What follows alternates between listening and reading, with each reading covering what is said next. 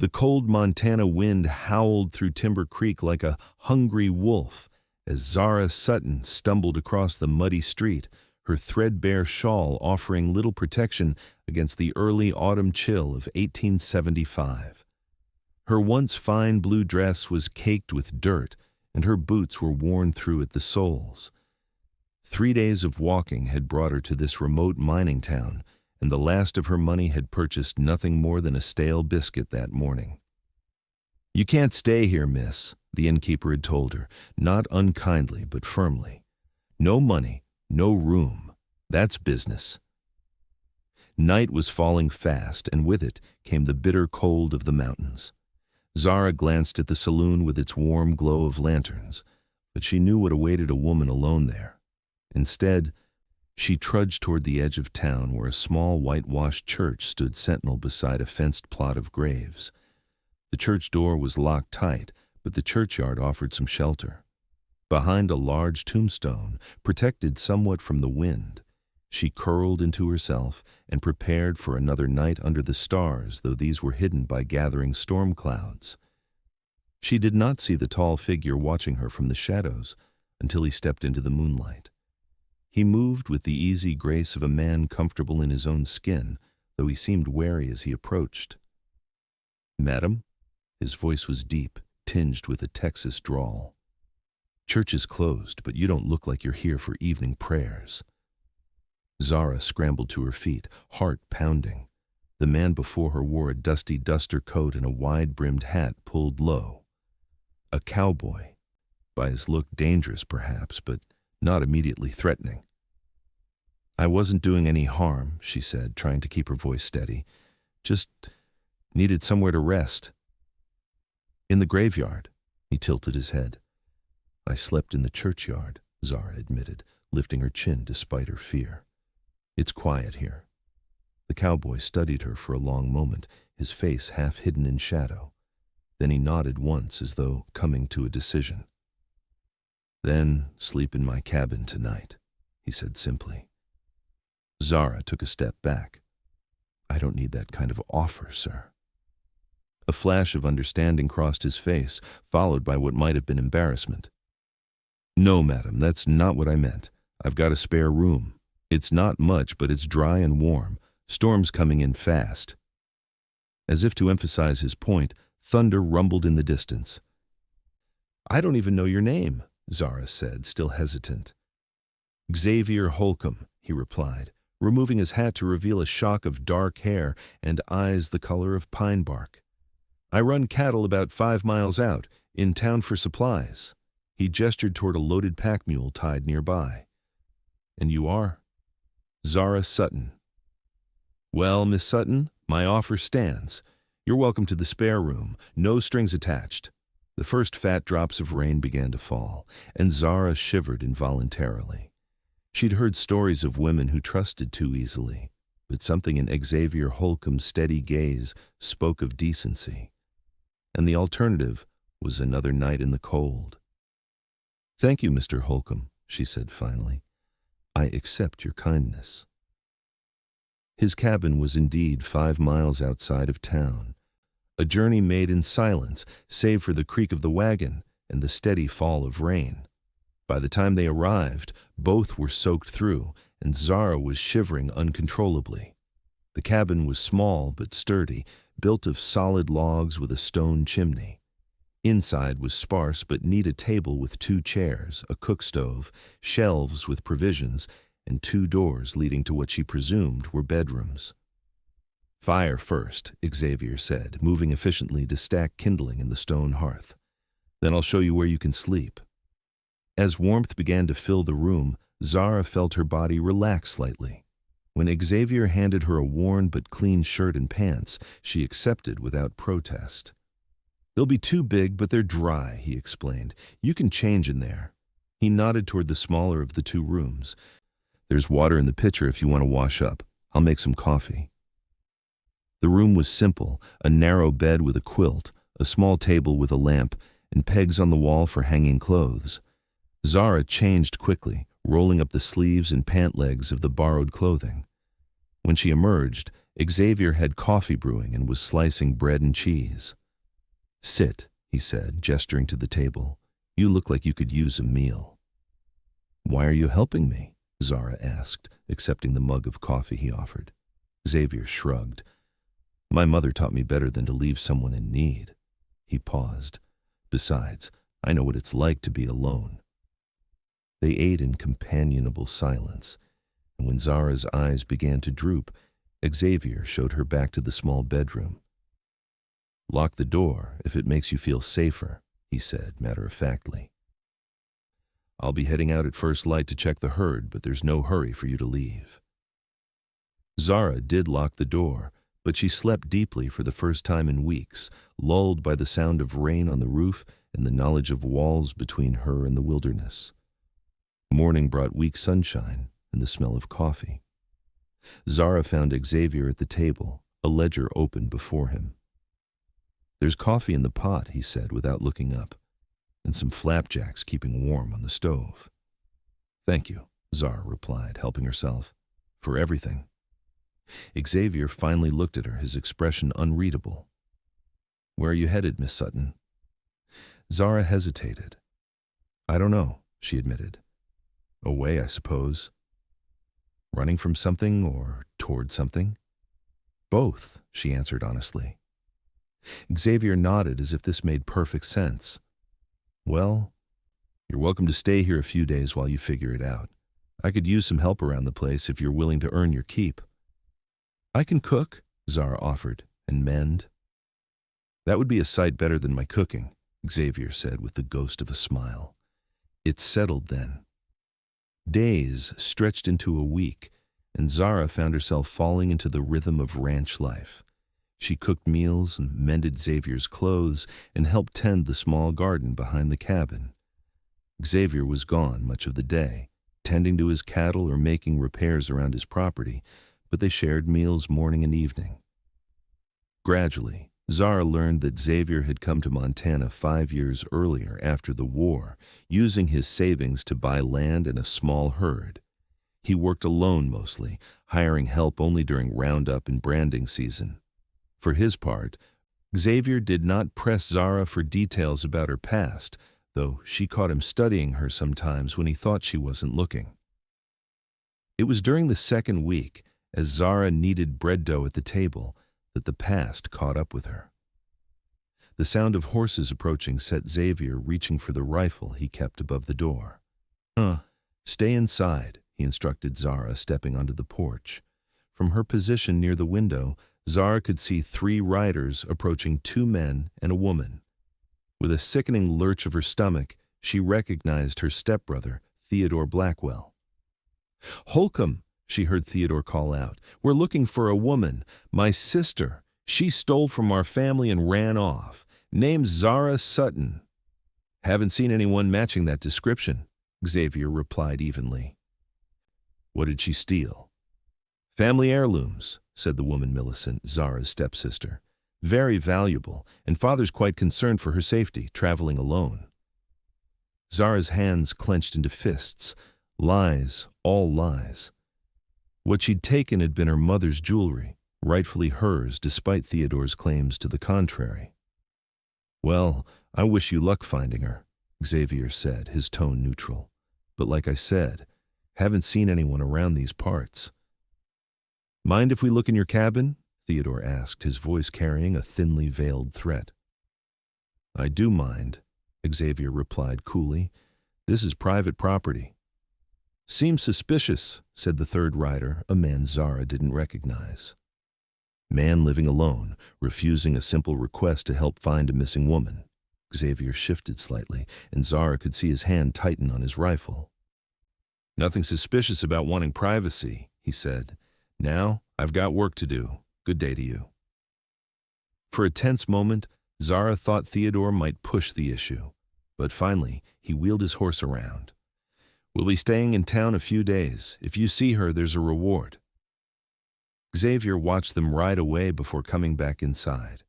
His eyes met Zara's, and she could see he knew she'd been listening. "Family of yours?" he asked quietly. "Step family," Zara corrected. My father remarried after my mother died. When he passed last spring, Theodore took control of everything. He said my mother's jewelry belonged to the estate. When I argued, she swallowed hard. He threatened to have me committed, said I was unstable with grief. Xavier's expression darkened. So you took what was yours and ran? Yes, Zara admitted. But I'm not a thief, Xavier. I swear it. I believe you, he said simply. But they'll be watching the roads now. You'll have to stay here until they give up and move on. That evening, Zara told Xavier the full story, how her father had married Theodore's mother when Zara was just 12, how her stepmother and stepbrother had slowly poisoned her father against her, and how after his death they'd tried to erase all evidence of her mother from the house. The jewelry was all I had left of her, Zara explained, tears welling in her eyes. I couldn't let him take that, too. Xavier listened without interrupting, his face revealing little of his thoughts. When she finished, he simply nodded. You did what you had to do, he said. Now we need to figure out what comes next. For the next several days, Xavier made discreet trips to town, returning with news that Theodore and his companions were still asking questions about Zara. During this time, Zara remained at the cabin, discovering a sense of peace she hadn't felt in years. She also discovered that her feelings for Xavier were deepening. She admired his quiet strength, his unwavering sense of right and wrong, and the gentle way he treated both his animals and her. One evening, as they sat on the porch watching the sunset paint the mountains gold and crimson, Xavier broke their companionable silence. I rode by the Emerson place today, he said. Old man Emerson's moving back east to live with his daughter, putting his place up for sale. Zara nodded, unsure where this was leading. It's a good piece of land. Borders mine to the south. Been thinking about buying it for a while now. Would nearly double my grazing land. That sounds like a wise investment, Zara offered. Xavier turned to look at her directly. Thing is, I'd need someone to help run a spread that size. Can't do it alone. Zara's heart quickened. Are you offering me employment, Mr. Holcomb? A faint smile touched his lips. Not exactly, he said. I'm not saying this right. He took a deep breath. Zara, I know it hasn't been long, but I've come to care for you, more than I expected to, more than might be proper to admit so soon. Zara felt warmth spread through her that had nothing to do with the evening sun. I've come to care for you too, Xavier. I'm not proposing marriage, he clarified quickly. Not yet. That would be too forward. But I am proposing a partnership of sorts. Stay. Help me build something here. And maybe in time, if your feelings match mine. Zara reached out and tentatively placed her hand over his. I'd like that, she said softly. Very much. Their peaceful interlude was shattered the next day when Xavier returned from town with grave news. Theodore's hired men to watch the roads, he reported grimly. Says he won't leave until he finds you, and he's spreading stories that you're mentally unstable, dangerous even. Zara felt cold fear wash over her. What can we do? Xavier's jaw tightened. I've been thinking about that. Your jewelry, where is it? Zara retrieved the small pouch from its hiding place beneath a loose floorboard in her room. Inside were several pieces, a pearl necklace, a pair of sapphire earrings, and a gold locket containing miniature portraits of her parents. Xavier examined them carefully. These are valuable, he acknowledged. No wonder he wants them back. They're all I have left, Zara whispered. I know, Xavier said gently, and we'll make sure they stay yours. But I have a plan that might solve both our problems. His plan was bold but risky. Xavier would ride to the county seat 70 miles away, where Theodore had no influence. There, he would speak with a lawyer he trusted and secure legal protection for Zara. Meanwhile, Zara would remain hidden at the cabin. I should be back in 3 days, Xavier told her as he prepared to leave. 4 at the most. Keep the doors locked and the rifle loaded. If anyone comes, hide in the root cellar under the kitchen." Before he mounted his horse, he paused, then stepped close to Zara. Gently, he brushed a strand of hair from her face. "I'll come back to you," he promised. "Trust in that." "I do trust you," Zara replied, surprising herself with the depth of truth in those words. Xavier's hand lingered on her cheek for a moment. Then, with obvious reluctance, he mounted and rode away. The first day alone passed uneventfully, but on the second morning, Zara was startled by the sound of approaching horses. Peering cautiously through the window, her blood ran cold. Theodore, along with 2 rough-looking men she didn't recognize. Heart pounding, Zara grabbed the rifle and the pouch of jewelry before slipping into the root cellar, pulling the trapdoor closed above her. In the musty darkness, she strained to hear what was happening above. The sound of the door being forced open made her clutch the rifle tighter. Heavy footsteps moved through the cabin. "She's been here," she heard Theodore say. "These are women's things." "Boss said she was alone," one of the other men replied. "The cowboy must be hiding her somewhere else," Theodore said. "Let's check the barn and outbuildings." Zara remained frozen in place as they searched the property. Hours seemed to pass before she finally heard them ride away, but still she waited, afraid it might be a trick to draw her out. Night had fallen by the time she finally emerged, rifle ready. The cabin had been ransacked, furniture overturned, her few possessions scattered, but they hadn't found the root cellar, and they hadn't found her. Zara righted the furniture and restored what order she could, then positioned herself near the window with the rifle across her lap. She dozed fitfully, jerking awake at every night sound. Dawn was just breaking when she heard a single horse approaching. Heart racing, she raised the rifle, only to lower it again when she recognized Xavier's tall figure. She flung open the door, relief washing over her. "Thank God you're back! Theodore was here." Xavier's face was grim as he dismounted. "I know. I saw their tracks." He took her by the shoulders, eyes searching her face. "Are you hurt?" "No, I hid in the cellar like you said, but they searched everything else." Xavier's relief was palpable. "I was so worried. When I saw their tracks, I thought—" He pulled her close suddenly, his arms wrapping around her in a fierce embrace. "I couldn't bear it if something happened to you."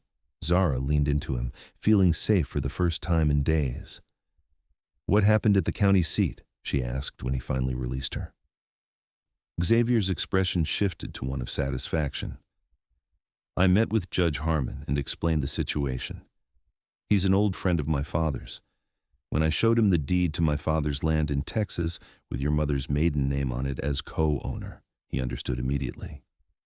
"My mother owned land with your father?" Zara asked, confused. Xavier nodded. "They were cousins. That's how I recognized your name when you first told me. I wasn't completely sure until I saw the locket with your parents' portraits. Your mother was my father's cousin Elizabeth." "That's right," Zara whispered, stunned. "Her name was Elizabeth." "Which makes us distant relatives," Xavier continued, "and makes your claim to your mother's jewelry unquestionable. Judge Harmon has issued papers declaring you the rightful owner and forbidding Theodore from pursuing you further." Zara's eyes filled with tears of relief. "So it's over. I'm free?" "Not quite," Xavier admitted. "The judge also suggested that your position would be more secure if you were married. A husband would have legal standing to protect both you and your property." Zara's heart skipped a beat. "And did you have someone in mind for this protective arrangement?" Xavier took her hands in his. "I know it's sudden, and I understand if you need time to consider. But my feelings for you are real, Zara. I believe we could build a good life together." "Are you proposing to me, Xavier Holcomb?" Zara asked, a smile beginning to form despite the seriousness of the moment. "I suppose I am," he replied, a matching smile warming his eyes. "Though I'd planned to do it with more romance and less urgency." Zara squeezed his hands. "I don't need romance. I need honesty and kindness, and you've shown me both in abundance." She took a deep breath. Yes, I'll marry you. They were wed 3 days later in the same small church near whose graveyard they'd first met. The ceremony was simple, with only Judge Harmon and his wife as witnesses.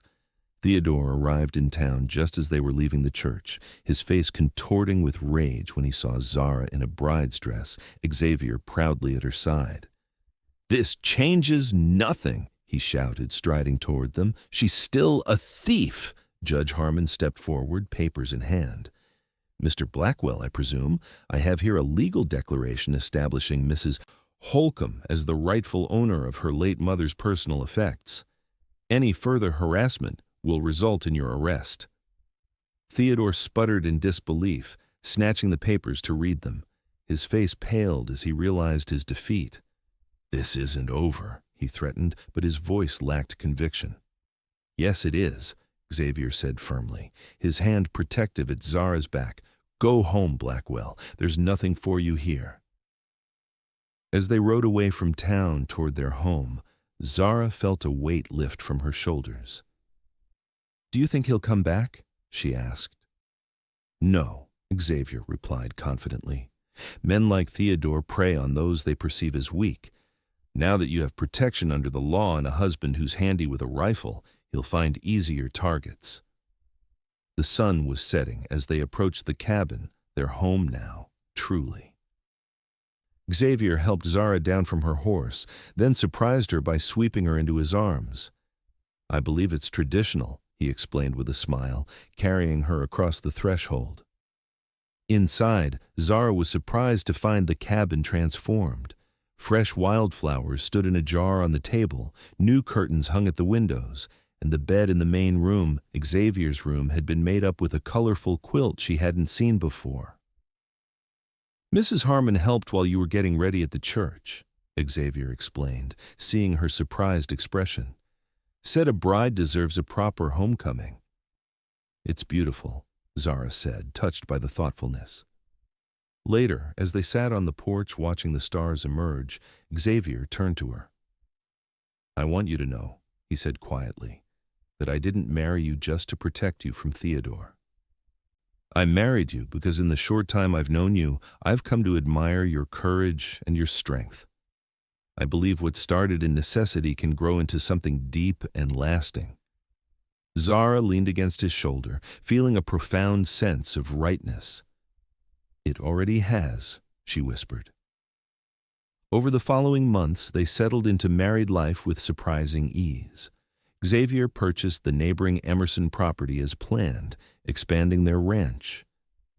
Zara planted a larger garden and began keeping chickens, transforming the cabin into a true home. They worked side by side, learning each other's rhythms and preferences. At night, they shared not just a bed, but their hopes and dreams, their fears and regrets. Love grew between them, stronger and deeper than either had dared hope for.